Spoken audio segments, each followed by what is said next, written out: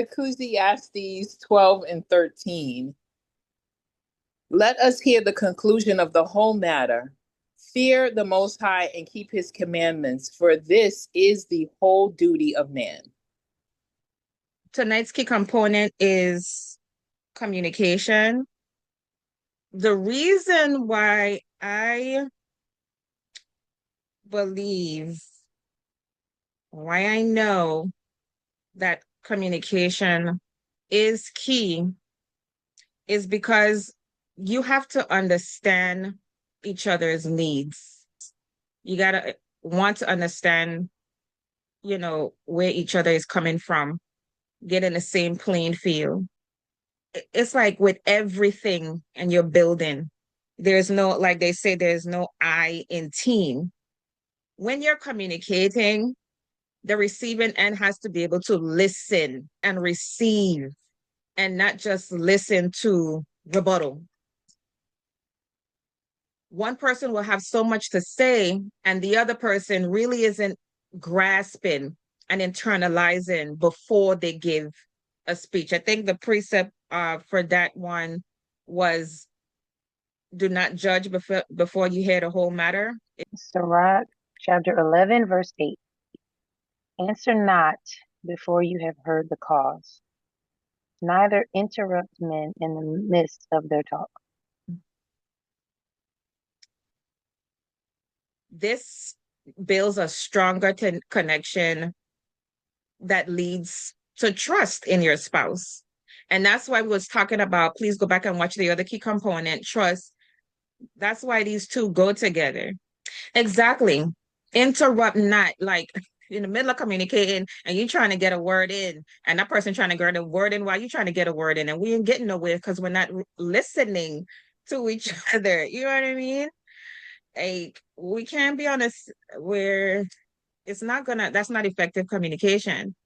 And so that's why we still misunderstand what each other is saying and trying to say instead of, really, this is what, and somebody told me one time, when you hear someone say whatever it is they're saying, I'm not going to try to make an example and be long-winded. Whatever that person says to you, stop, think, and then you repeat what you heard. And you do that because a lot of the times what you heard ain't what I said. Because like for me, like I got so much to say and I want to say it, but I'm not really grasping what they're saying because I got something to say after you just said that, and it's just coming out because I just want to say what I gotta say.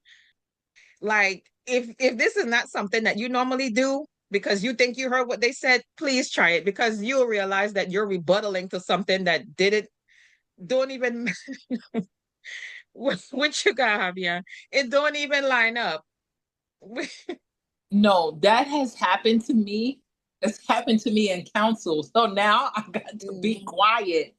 And then I repeat because what the mediator pointed out is you two don't hear what each other saying at all. Like, I don't know. I'm on this highway and the other person's on state road something.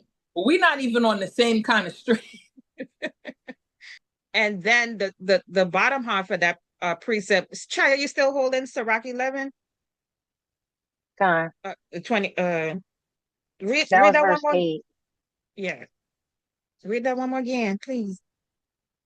Answer not before you have heard the cause, neither interrupt men in the midst of their talk. Hold on.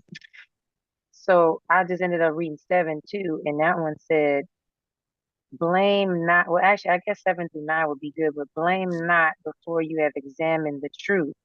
Understand first and then rebuke. So that part would be like you just mentioned, before you have an answer or a response to what was being said, because you already done probably put your mind into like, this is what I think they did, or this is what actually happened. True. Before you hear maybe why or what happened on their end. Yeah, if you don't feel secure about, again, this is just me building my case. Everyone else might have a different, a difference, but if you don't feel secure about communicating how you feel, your thoughts, your feelings. I mean, this is talking about you now. You know what I'm saying? I'm giving you me on a plate here in words. This is how I think. This is how I Mhm. feel. This is my emotion. This is, if you don't get to do that with your spouse or the one you courting, it's hard for you to get close to that person because again, like we talked about with trust, that wall is there. That's part of the building blocks. Some of us grew up not being able to even verbalize how we feel. And I'm not talking about Mm. being disrespectful, obviously, but just how you feel to your spouse, whether it's good or bad, because that is a feeling and the feelings are valid. There might not be facts all the time. Okay, I might feel like the water is cold, you know, but it's hot. But to me, it's cold. Small example. But I need to be able to say how I feel. I might feel that you treat me this way. That's how I feel. Mhm. You don't necessarily have to agree that that's the way you treat me, but I feel that way. And it should on the receiving end, if we're communicating, okay, I'm sorry I made you feel that way. What was it that I did that made you feel that way? I have a suggestion for like something people can try out because if we're having trouble communicating, yes, you should try to use a good one, effective communication and active listening. I would even forgot there. I used to say this at work: efficient communication, because something that's effective may not be something that is going to like be long standing. But if it's efficient, then you're working at it each time and you're trying to make sure it's a smooth line. Right. But if we struggle sometimes, maybe this is could be for most of us a practice run of maybe one of our gifts. And maybe it's a gift that either your husband doesn't know you have, like writing a poem, writing a letter, writing little notes, maybe having a, what do you call that? I guess amnesty of one of those things of like, okay, we're going to have a time where we all talk to each other, but there's no judgment afterwards, but we're going to find a way to squash it. Like practice different methods to do it in a way where you both are holding yourselves accountable to say, we're going to get through this. And we're also going to make sure we're giving each other grace by giving ourselves space and time to say it and resolve it and let it go, right? Right. Um, and sometimes that takes a lot of time, but I know that if you like want to write little notes, because then it'll also help you practice being concise. It'll help you not be so long-winded when you're talking, because maybe the talking part is where you can't really formulate your thoughts. Or journaling, keeping keeping it to yourself, but then going back to read it and go, I still want to talk to him about this. But because I wrote it out on this paper and now I'm reading it back, now I can probably do another revision of it and say how I actually feel instead of doing all of this word stuff. Because we Yeah. usually, I can be long-winded too. So sometimes I just said too many words. Um, Right. so those could be ways to dissolve, diffuse, or even improve on your communication Mm-hmm. um, processes between. And so maybe they like the poem thing, maybe they like the word, maybe they like the way you kind of creatively found a way to make a situation witty. Maybe you'll laugh at what happened, and realize maybe it wasn't that bad, or it was, but you were able to find something you could let the guards down for both of you to kind of really face what really happened, what's really Mm-hmm. going on. You guys. Okay, effective communication is successful transfer of information between two or more people where the intended message is clearly understood by all parties. Mm. Active listening is a communication technique where the listener gives their full attention to the speaker, not just hearing the words, but also understanding the message and intent behind them.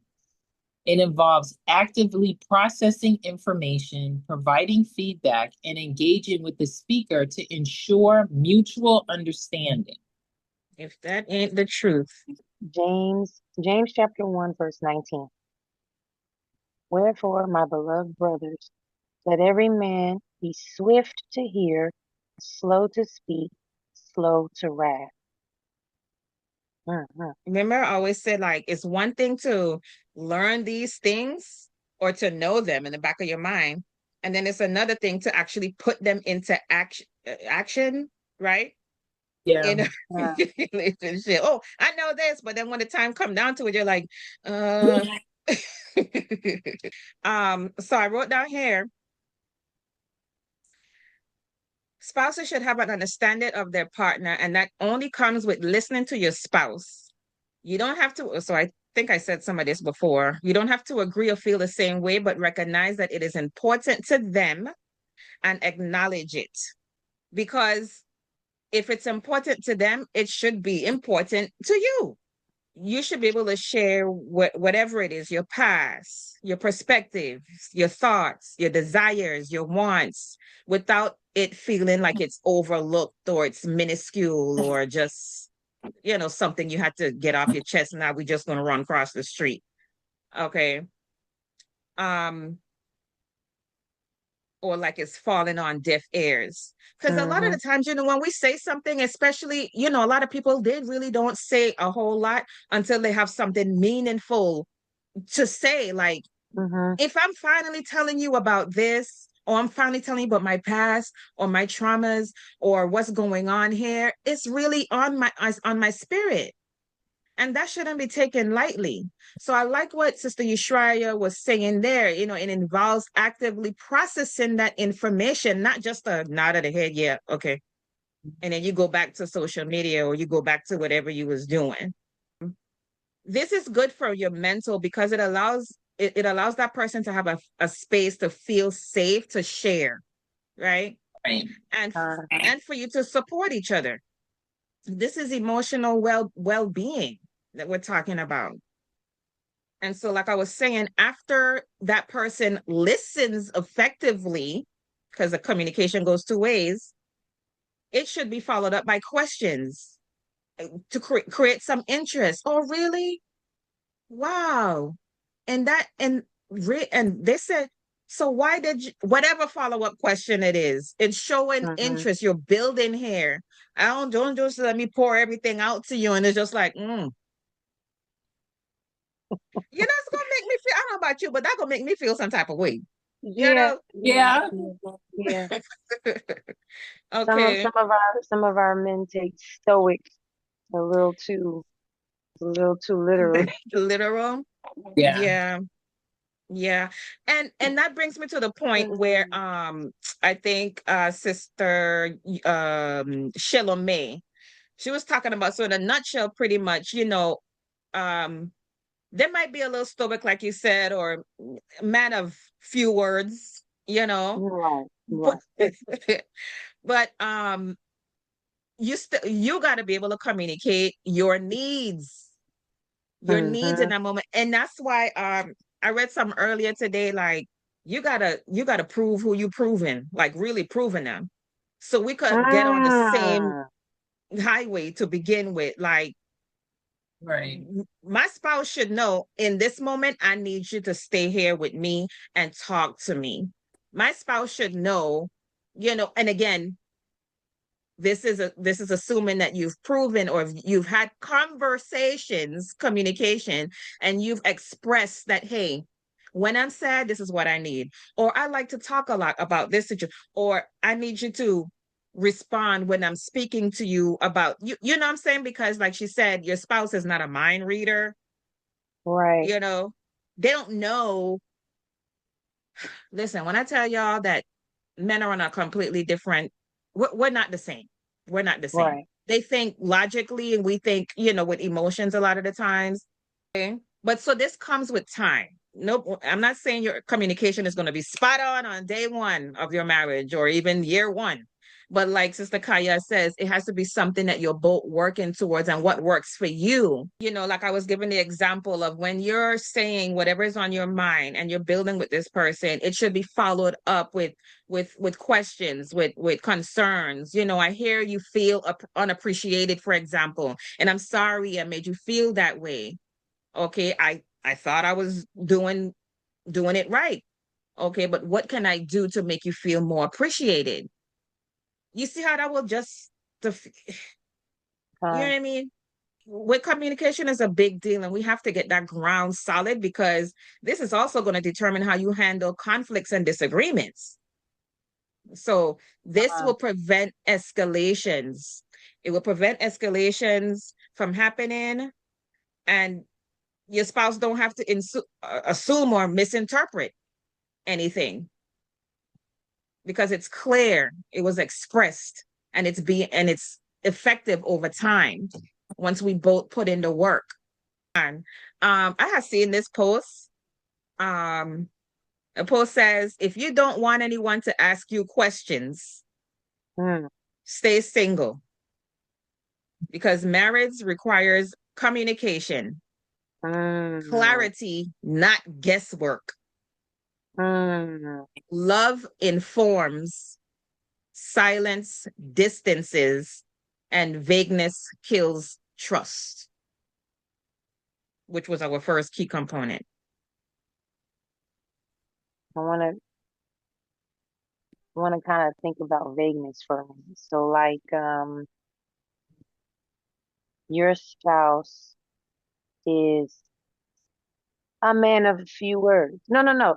Yeah, because sometimes if you get a man that is communicative, which that I think we'll touch on that process too. But if you have a man that might be a man of few words, for example, how do we as women actively listen when they're actually making a point for something, or if they really are just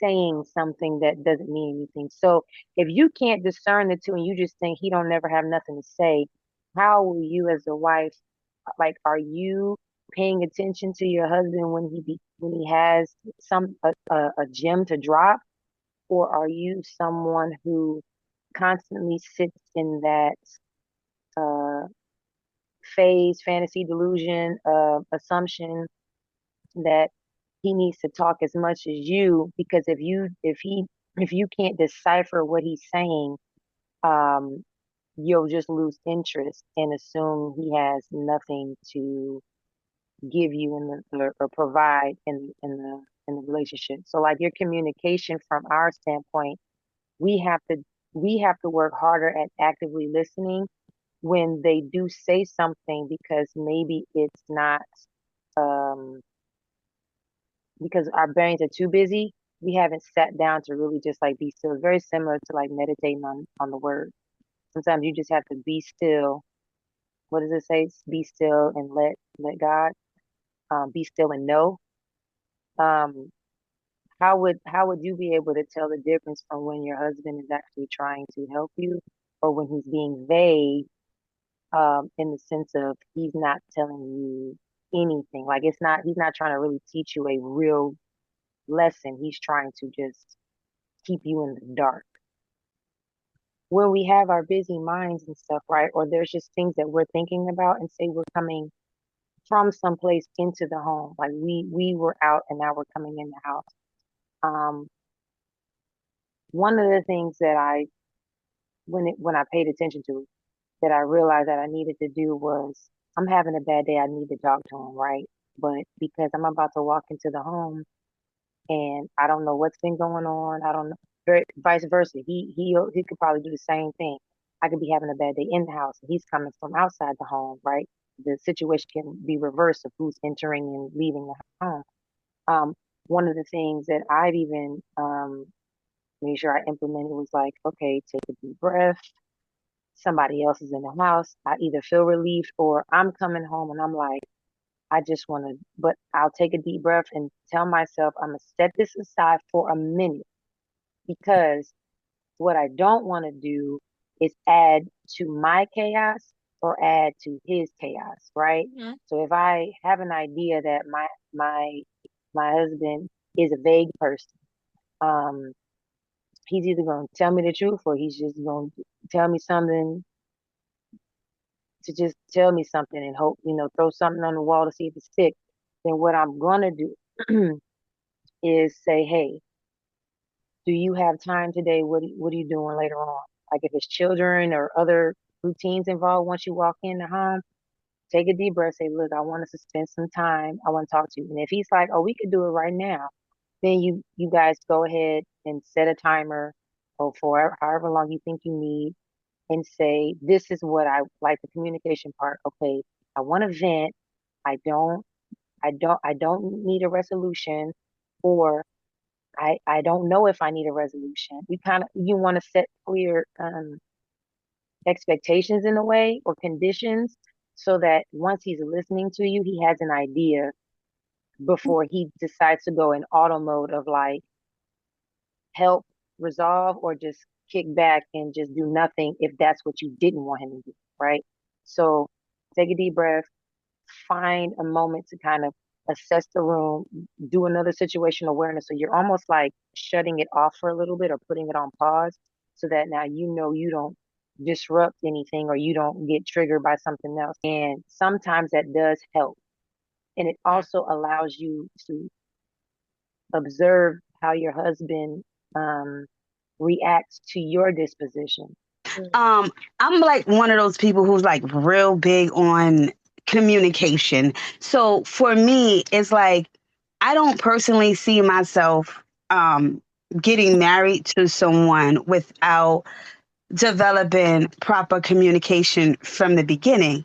So what happens because I know these things do happen, when people, when they first get together and they're courting and they first get married, communication is everywhere. There's transparency, everyone's open and honest. And then somewhere along the lines, someone decides like now they don't want to share, because a lot of thoughts run through a person's mind when someone is fully open with you and then they just completely shut down. And when you're a person like me who's very big on, well, talk to me, because I'm going to talk to you. I have no problem saying honey this and honey that. And even in my friendships, I'm real big on communicating until you give me a reason to feel like I can no longer communicate with you. So when it's a spouse, it's a little different than when it's your friends and family, because this person you live with, this person is supposed to be the person you go to the grave with. You know what I mean? To death do your part, so to speak. So if this is supposed to be the person you're spending the rest of your lives together, it's like when that person kind of shuts down on you, how do you bring back communication when every time you try, the person just kind of like shrugs you off and then they come back to you when they're feeling better, like nothing has ever happened? Okay, so Sirach chapter 6, still in that one, but I'm gonna start at 32 um down to 37. My son, if you will, you shall be taught, and if you will apply your mind, you shall be prudent. If you love to hear, you shall receive understanding, and if you bow thine ear, you shall be wise. Stand in the multitude of the elders, and cleave to them that is wise. Be willing to hear every godly discourse, and let not the parables of understanding escape thee. And if you see a man of understanding, get thee betimes unto him, and let your foot wear the steps of his door. Let your mind be upon the ordinances of the Lord, and meditate continually in his commandments. He shall establish your heart and give you wisdom at your own desire. There is an example of once, no matter where you are in your path, right? Before, during, and after, because you sis brought up if you're courting, in your truth, or you're already married, how does that happen?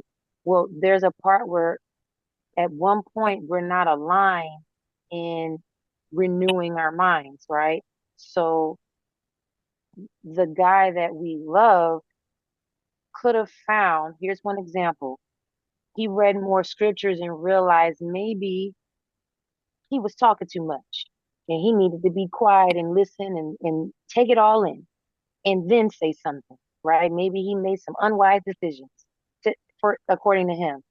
Another example, now he's learning the truth and he's around a bunch of elders who are advising him a little bit differently. Let her talk, let her do her thing. Set the guidelines and the boundaries first. And now he's sitting here going, well, how do I set a boundary when I'm okay with her doing this, that, and the third, and the scripture is now saying she's not really supposed to do that, or I'm supposed to pull the reins. So now he's in a tailspin and he's frozen because now for him, he thinks that if he allows you to act a certain way or communicate a certain way, and he's being told or he's understanding the scriptures to be opposite of that, that he'll be in sin. So the same thing for a woman when she realizes some things have been brought to her door, like, oh yeah, okay, this how I'm going about something is clamorous or it's wicked or it's bitter, or be the Proverbs 31. You feel a little bit stuck in a loop of killing the flesh of the world and figuring out how you could still do the same thing or use it righteously. So a lot of the times, this is the part where you're giving the guy grace and just giving him time. You can still keep the communication going, like, hey babe, how you doing? I noticed you were quiet. Here's a random thing. They'll develop habits that don't even make sense. And so now you're like, you used to turn off the light every day you went to work, and now you're leaving them on, and you've been doing it for 2 weeks. And they're like, oh, I didn't even know. And now it becomes a forever habit. So you're now dealing with a guy who has developed some version of a routine or has been processing so much that little things start to kind of just be created and not necessarily put to bed because he's still trying to figure it out. The only thing I would say most of the time is try not to minimize your way of communicating, but observe him more in a way of, okay, I'm bringing this up, but now he's more silent when I do whatever it is. Maybe if I pull back and don't ask him this question for maybe another day or two, or if it's something that look like he hadn't gotten to it yet, I'll give it a week and then just slowly follow back and go, look, we need to talk. I've noticed some things and I'm not sure if you know this, but we used to do this. It's not right. It's not happening the same way.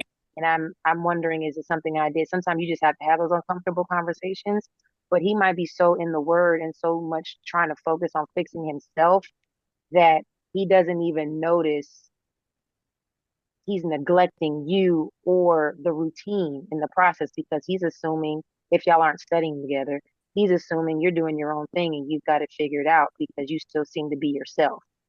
He's not even paying attention to that. Right. But see that, and all of that is true, but that still goes back to 101.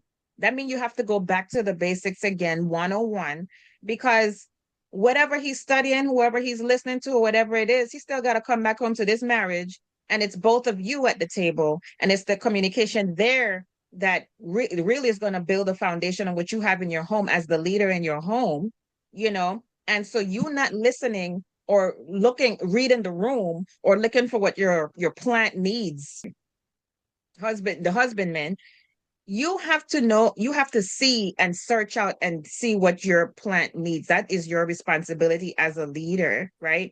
And so our responsibility is, again, it goes both ways because they're not mind readers and they're not going to get it all perfect. I need water right now. I need you to do. So if somebody is lacking in that in that area, not you now walking back on your communicable skill, but trying in a different method in a different way, but that you have exhausted the resource that you have that you can do within your what you can control. When I was married, I can see the change when, for example, His change came from him doing things he ought not to do. I'm gonna say it that Okay. way. And Okay. so the communication, like we used to communicate like best friends. We told each other everything, and then it obviously when you can't tell me everything because you're doing things that you don't want me to know, of course communication changes. So and it's like even though a person says, "Okay, I'm sorry, I want to change," but yet they're now when they don't tell you things, you're always suspicious. So Sure. that makes communication, of course, that more complicated. Then we have on the other spectrum, for example, with brothers who call themselves finding interest in me. I notice a lot of them, I won't say a lot, many brothers who are in camps or groups or organizations or whatever they want to call themselves these days. Everybody got a different name. They kind of let the leaders in their group, camp, organization, etc., dictate what happens in their household. And from my Exactly. understanding, I could be wrong, but from my understanding, what happens in a man's household is his concern or his business. Well, how he handles and deals with his wife, as long as it's not unlawful, it's no one's way to tell him how to communicate with his wife. You have some people out there who will tell a brother, "Oh, you're the man. She shouldn't be able to." I've actually spoken to a brother who, let's just say, after that conversation, I avoided him like the plague. The way he spoke of women as if she was nothing more than property, should be saying absolutely nothing. Her whole life is surrounding him. How he put it, I said, well, what about her happiness? Her happiness is my happiness. It's making me happy. Oh, if she have a question about scripture, she can ask. That don't mean I have to answer. The way he was speaking was to me was so out of order because I don't see anywhere in scripture where you're supposed to treat your wife as if she's just an invalid. There was times even the Most High told Abraham to receive counsel from Sarah. So at the end of the day, I mean, if you believe your wife has no brain, then what did you marry her for? Because Right. she's supposed to be a helpmeet. If she can't give you wise counsel, which wisdom is spoken of in the feminine, meaning obviously, if you're marrying this virtuous woman, she has to have some form of wisdom. Why would you not want to hear her? So when I speak to some of these brothers who allow their leadership to dictate what happens in their household, I feel like it's a stumbling block for his growth, which in turn is a stumbling block for her growth. And it's like chaos in the household at that point. So how do you communicate with someone when, like I said, on a spectrum where he's maybe doing something he ain't got no business doing, so communication goes downhill, so you're no longer communicating like best friends, or even B, when you're getting to know someone and you realize everything that he determines should happen between you comes from another man. It's going back to what we talked about earlier, and since you try to put in active listening and effective communication, right? If you're able to go, hey, so I know the scripture says this, and I know you said we or you will be doing this. Um, Lately, this is what I've noticed. I don't know if you've forgotten, but I know according to scripture, it says this, and it appears it's almost like you have to say it plain, but not plain by saying, you know, it sounds like you're veering off. Is there something going on? And do you mean to do that? Do you almost putting them on the spot, but versus blaming them and then doing that whole route? You're kind of talking to them in a way where they have to see it for themselves. But you're like, hey, I see you haven't said anything for this long, and I've noticed that scripture says this. You said you would do this. You kept some commitments; those haven't been done. And I'm wondering, is there something going on? Should we redirect? Do I need to do it? Like, what's going on? And figure out how he responds to that, because a lot of us sometimes stop paying attention to the point where we feel blindsided. But if you're somebody, which I guess I know you are based off of how you spoke, um, you observe, right? So you already are going to be taking note of things, and you're going to notice it right away. And so when you notice people with the same mannerisms or characteristics, you're doing exactly what you need to do, because it's not because you're afraid, it's because if it starts to look the same and it speaks the same, I don't want to entertain that. I may see it from afar to figure out how I'm going to prove this person to be around them, but usually the same mannerisms pretty much are the same in most men, and they're just going to display it slightly different. Some might be a little bit more egotistical than others. Some might be more followers, like you said, with the elders and stuff. So if you're knowing he lost some version of wisdom in his household to lead on its own and allow someone else in, then that's where we need to bring up in scriptures of like, yeah, you getting counsel, but you also have to remember two heads can't rule a household. That's why you left your mother and your father to cleave to me. You have to kind of almost say a few of those things and see if that's what he understands too. Because guess what? I've come across men that we could repeat the same scriptures and they don't see it the same way we do. They only see it one way. So you're doing one of the right things by staying away, walking away. But if you're trying to prove somebody just to figure it out, or you're hearing about this stuff, it's very wise to be prudent and cautious. Because even what I just read in Sirach 6:32 to 37, if you will hear understanding, if you like wisdom, if you like understanding, you'll gain all that. But if you don't like it, hence you changed, you stopped doing something that was righteous, then you are headed down a different path because you closed yourself off to being an independent thinker. By the word, you now turned yourself into a dependent follower based off of man.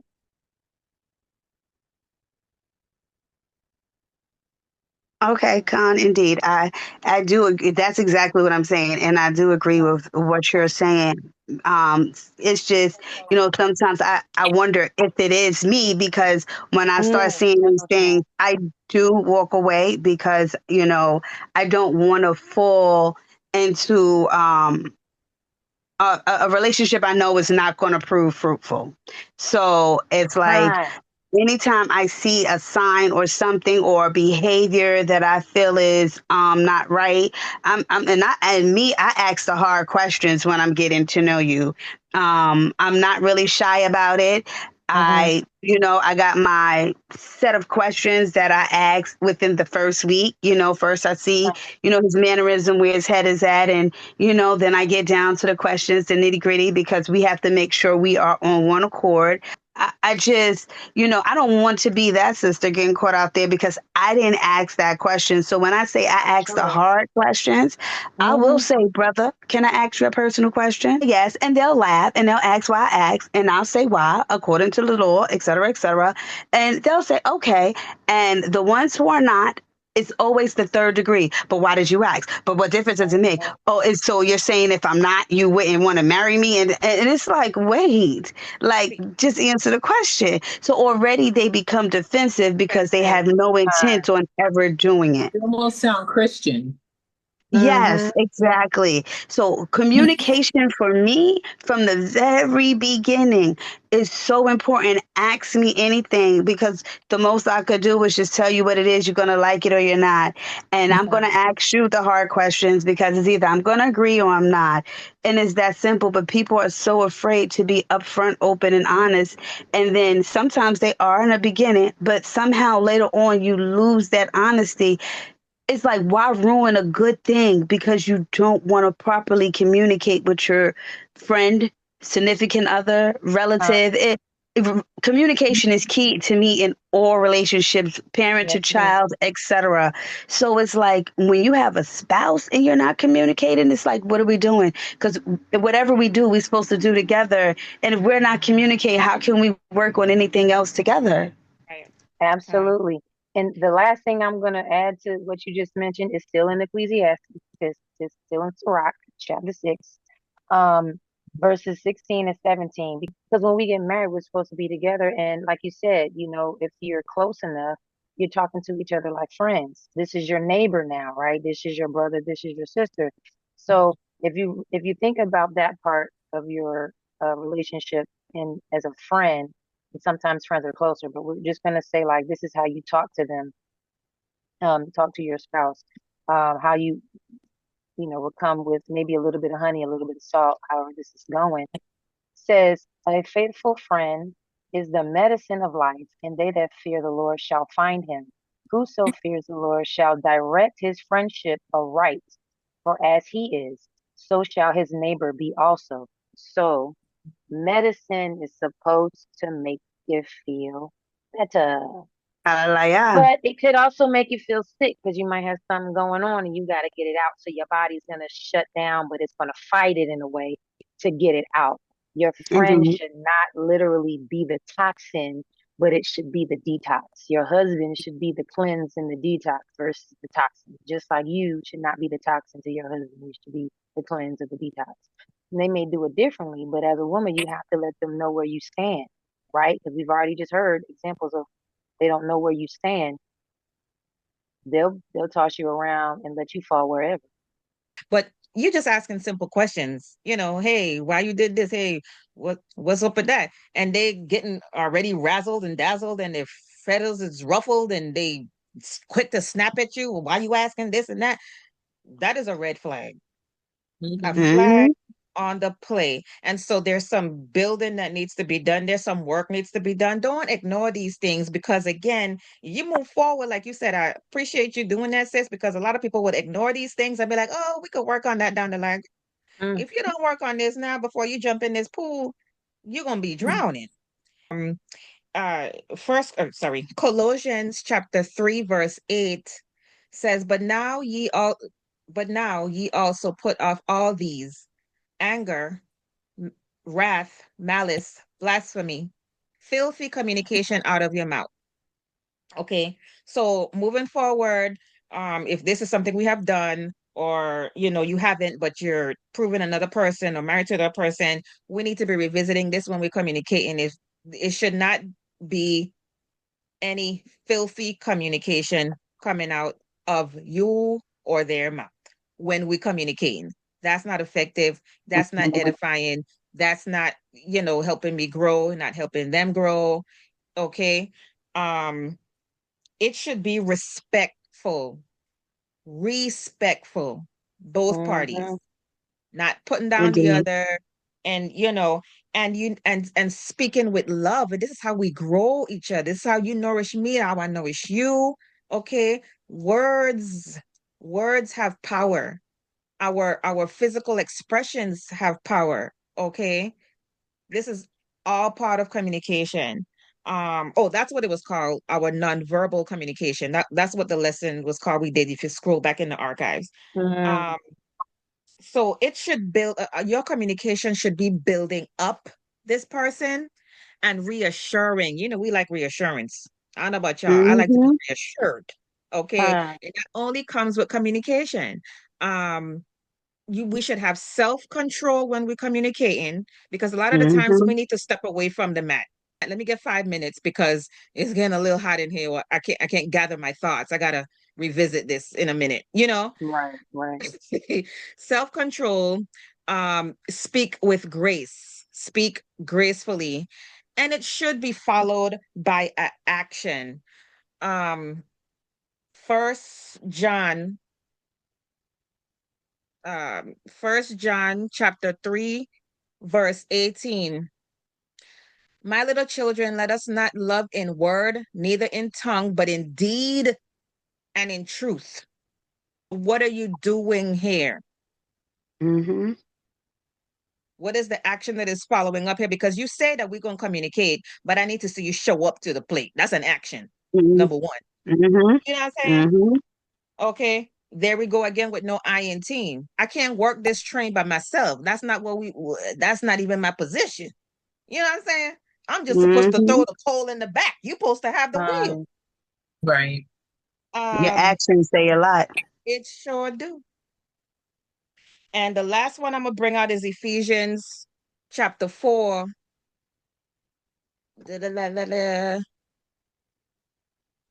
Ephesians chapter 4, verse 29.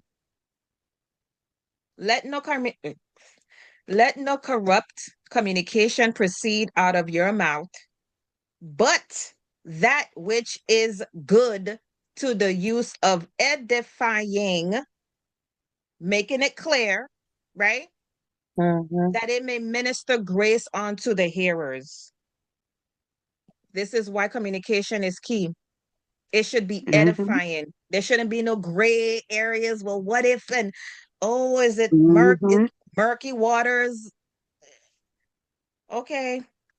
But this is going to take time to water and grow. But as long as we work in that, it's again, communication takes two people. And we hope to see you back again next week, same time, same place, Same place, same beauty. same beauty. Chastening It's our is beauty. Our duty. our praises to the Most High. The Water Sisters. Love Shalom. y'all. Shalom. Love you too.